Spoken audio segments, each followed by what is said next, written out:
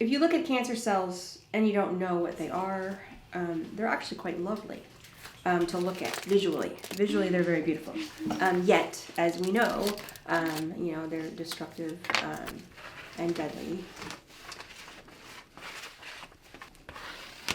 My father had mesothelioma, and it was the most beautiful looking cellular structures.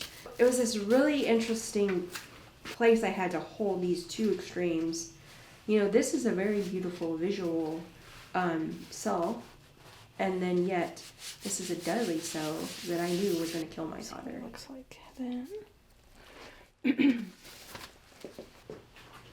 I work abstractly. I tend to work a lot with natural colors, definitely inspiration from nature, colors in nature, textures in nature, and actually I use found materials that I find in nature in the actual work. We tend to automatically put, something is really good, something is really bad, these extremes on things, just because when we put extremes on things, we can understand them better because they're black and white. And in reality, life is about gray.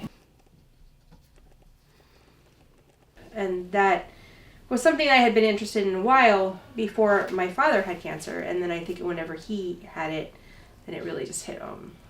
It's always my favorite part, when you peel the paper back and then you have the print on there. Please use these first, because the teaching is also a very creative process. And I actually went back and forth a lot earlier in my career, or when I was a student.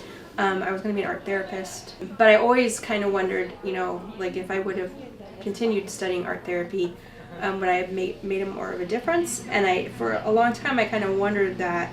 But then the longer I started teaching, I realized, no, you make a difference in your class as it is, because I still have that kind of role. And a lot of students, they need, some more support than just with their work.